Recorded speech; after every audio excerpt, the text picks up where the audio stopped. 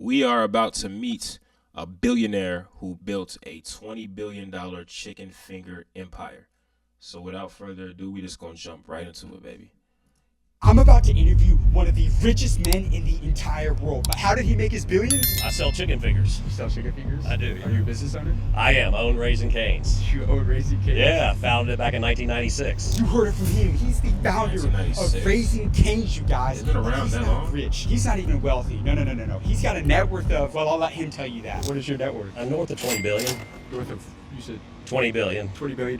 Yeah. $20 billion, you guys, with a capital B. So you know I had to fly out to where it all started, out here in Baton Rouge, Louisiana, at the original Raising Cane's location to get billionaire secrets from Todd Graves, one of the wealthiest men in the entire world. And I'm going to be asking him everything in this interview. Yeah. Me and you died tomorrow, and you had one guiding principle to leave with the younger generation. What would that be? Nothing is off the table in this interview, and I'm going to be getting the exact blueprint on what he did to become a billionaire. If you had to rebuild a billion-dollar company with 3 moves, what would they be? This video is about to be insane from start to finish, so stay tuned until the end. That being said, let's get this video on the way.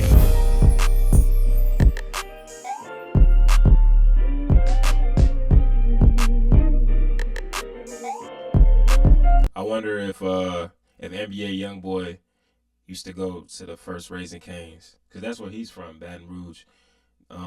This pastor that used to be the pastor, one of the pastors at this church that I work at, she's from Baton Rouge as well. All right, you guys, so we're in the car heading to interview the billionaire Todd Graves right now, but I gotta point something out before we do this interview. This is gonna be the 25th billionaire that I've ever interviewed. And you wanna know the craziest part? As I've interviewed billionaires across tech, to real estate, to law, to retail, but never have I ever interviewed somebody that got billionaire rich from opening up fast food restaurants and selling chicken tenders. So this is gonna be unlike any interview that I've ever done before, and I cannot wait to figure out his secrets to becoming a billionaire. With that being said, let's go meet Todd. All right, you guys, so we just got to the OG Cane's location out here in Baton Rouge, Louisiana. This is where it all started, you guys. Started here, now it's over 900 locations, so we're gonna be interviewing him at the OG. We're gonna be linking up with him any minute right now for you guys. Come on. How you doing, Todd? Great, man. How you doing? Doing great. Great to meet you. Great to meet you Very too. How happy you to be doing, out man? I here. love your We're stuff, doing man. well. I love all of them. I think it's always in my feed. When you do new one, it pops right up. I think they're appreciate great, that. man. Yeah, I've been looking forward to this for a long time. Oh, man, we're great. I really appreciate you coming down to Baton Rouge to do this. And you got 4 avid Cane's people in Austin right here. Man, that's great. Well, this is the mothership, man. This is where it all started right here. Yeah, So we love learning from successful people, and we're just super happy to be here. I appreciate it. I like how you make it relatable. People watching, it's entertaining. They learn something, so it's great. Absolutely. I have one rule for the video: no holding back. You give them the secrets on what it takes to become rich. Okay, great. Can we make that happen? I can do that. Let's do that. Yeah, Easy. I'll do my best. Who am I here with today? Todd Graves, founder of Raising Cane's. For those who don't know, what is your business? My business is chicken fingers. I serve chicken finger meals and great tea and lemonade, and I actually do it all over the country and parts of the world. Now, how did you get into the chicken finger business? Right, like for those who don't know, what was that turning point getting into this business? I grew up in high school and college working in restaurants, so I really liked it. I was always entrepreneurial. I was the kid that in the neighborhood had the lemonade stand, and I cut grass for $1. So just natural thing for me was go into my own business, and then I knew restaurants. Take me back to college. You had a class where you proposed chicken tenders as a business idea, and you got the lowest grade in the class. I did.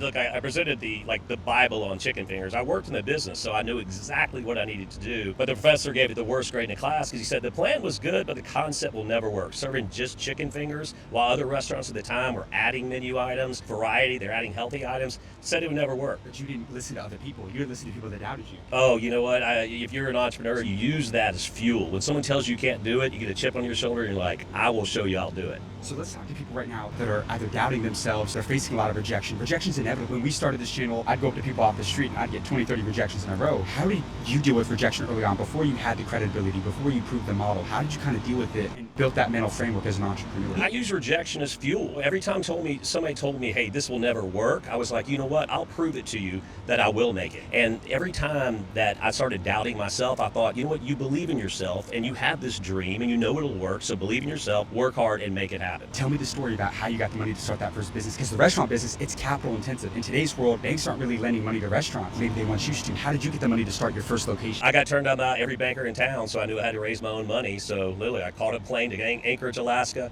caught a float plane to King Salmon, Alaska, hitchhiked to Naknek, Alaska. I spent a month on the tundra in a tent before I got a job commercial fishing in Alaska.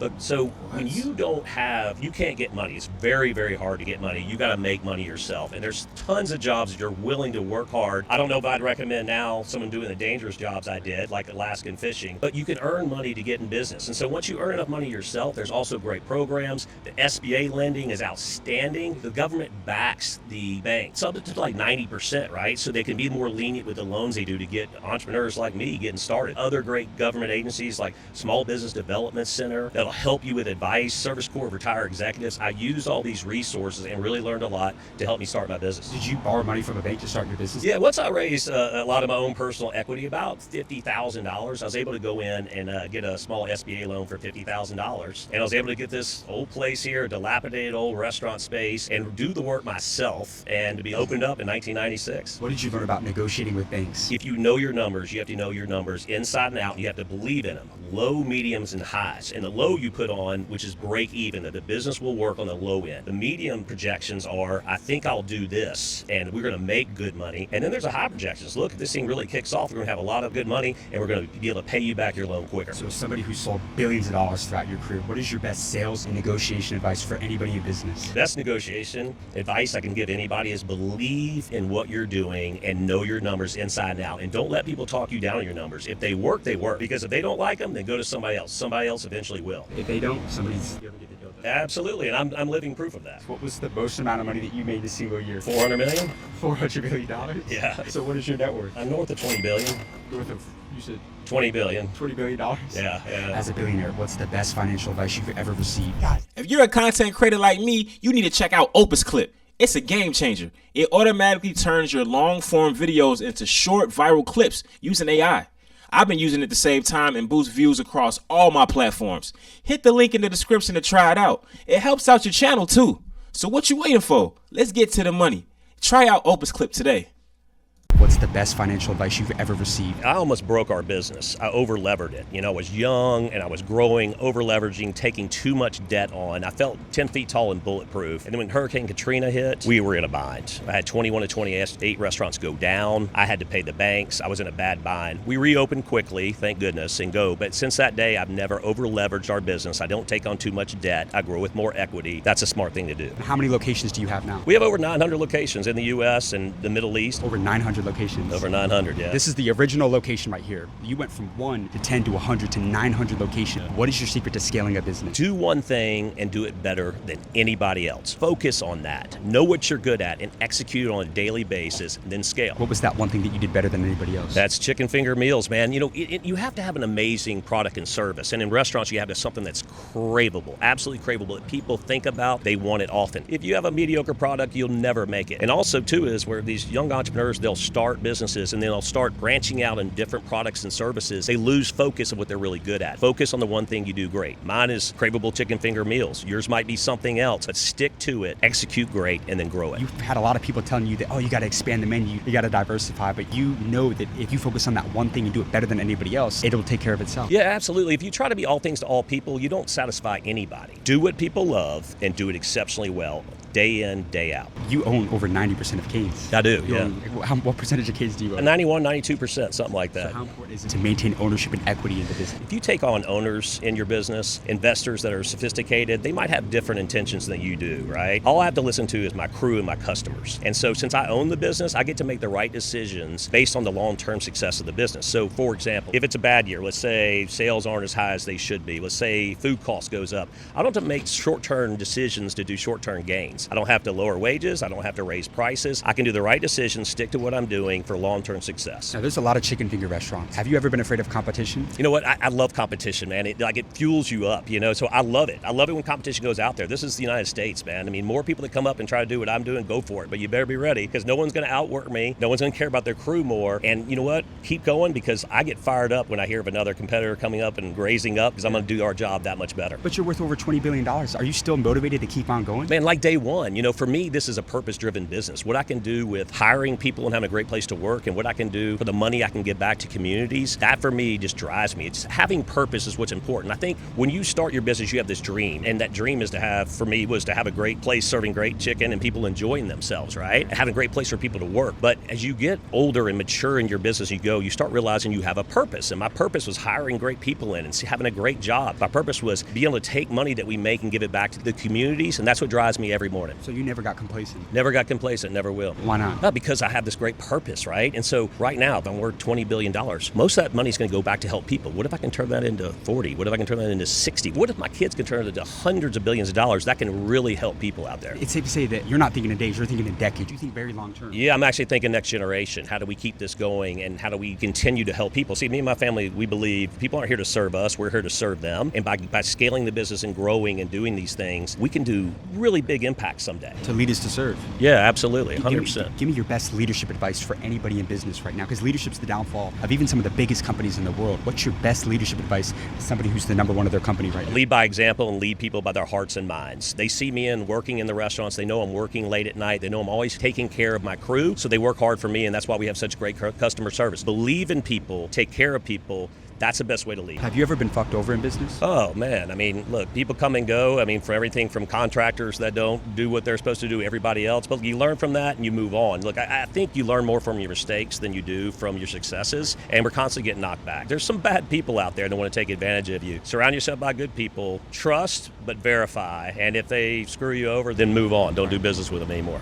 I'm going to challenge you, right? Take me back to the most life-changing, pivotal conversation you had. One of my mentors told me once, Todd, concentrate more on progress rather than perfection. I want to do everything so perfect. Let's say it's a new training manual. I wouldn't release it because I kept just whiting it out and trying to make it perfect. I was halting progress of the business. Think about it as progress. That one training program can be version 1. You can be on version 100 a year from now, but don't halt your progress just because you want it to be perfect, because it's your baby. If you lost everything tomorrow, could you make it all back? Absolutely, I could. Yeah, absolutely. If everything lost in this, I would stick to the restaurant business because I know it. I think it's important to stick to what you know. But I'd look for another craveable product. I'd look at something I could focus on and I could build a team around to focus on, and then I'd scale it. You believe in God?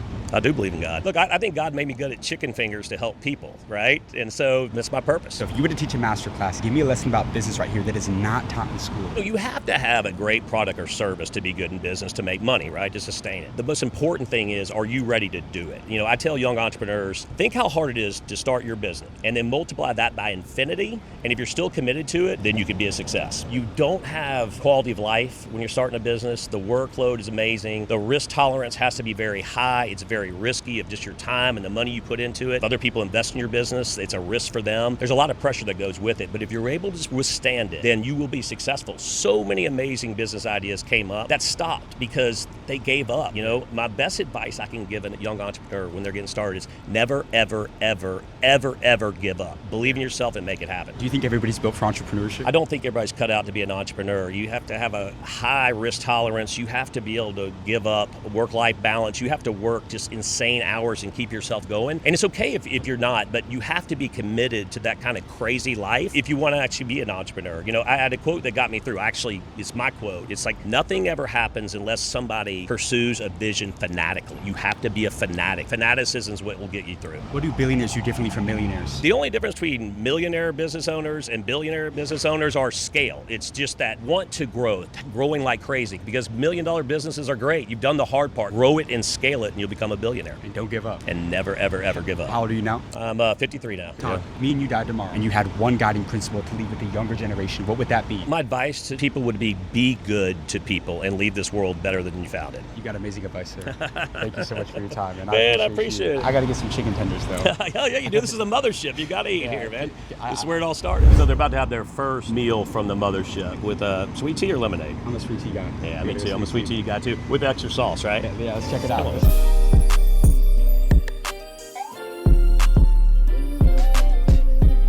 Here's the box combo. This is it right here. Same thing. This is quality right here. Nothing's changed on this menu for 29 years. Yep. So good. I still eat it all the time. How did you come up with the sauce right here? Well, let me tell you, but the old adage there, you have to kill you. Yep. Here's a secret, just me and the dog know. We make it fresh in-house at all of our restaurants. So we have components you put together, but like spice packs and different things that go in it. Nobody knows what that is. So people get close. Love to see it on social media, like people do the recipe, and I'm like, you missed a few things. A lot of restaurant owners, they struggle with like margins, right, in like the food business. How have you kind of overcome that? It's really tough, man. So Margins, all volume. Margins for us is very tight. It's between 5 cents and 10 cents on a dollar if you're doing really well. And so you have to do that with sales. So for us, we do large volumes because we make such small margins. So it's push the top line, and be smart with the bottom line, but always better quality, better service. Even if it costs you more, it pays off in the end. So one of our values is sales driven, but still being profit smart, but be sales driven. Right. All right, you guys, that's a wrap on today's video with the legend Todd Graves, the founder of Raising Cane's Chicken. First of all, this is fire, but I need everybody to like and subscribe for amazing content we've got coming every week, because I'm going all over the world to bring you guys the biggest business owners just like Todd Graves. Everybody go down and click the link in the description of this video to join the School of Mentors, the #1 community for business owners in the entire world, where we give you guys direct access to the people we interview every week on live calls. So we can't wait to see you on the inside. With that being said, see you in the next video. All right, guys, there you have it. Todd Graves, the billionaire who built a $20 billion chicken finger empire. I didn't realize that this was going to be the owner of Raising Cane's. I went to Raising Cane's yesterday, actually. They got a few Raising Cane's that's in Chicago now. But yeah, man, hopefully that you guys learned a lot from that. I definitely did. One thing that I really liked that he said was to just choose one thing and just do that really, really well, and then just scale it. You know, it's a simple model. Of course, it's way easier said than done, but it's a very simple model, you know, that the average person can apply to their business. So that's dope. Make sure that you guys like this video, comment on this video. What did you guys learn from him? It would be awesome to hear what you guys learned. Make sure that you guys subscribe to my channel. Click that post notification bell. Till next time, y'all know what it is, man. Love y'all, man. Take care. Stay safe out there, all right? Peace.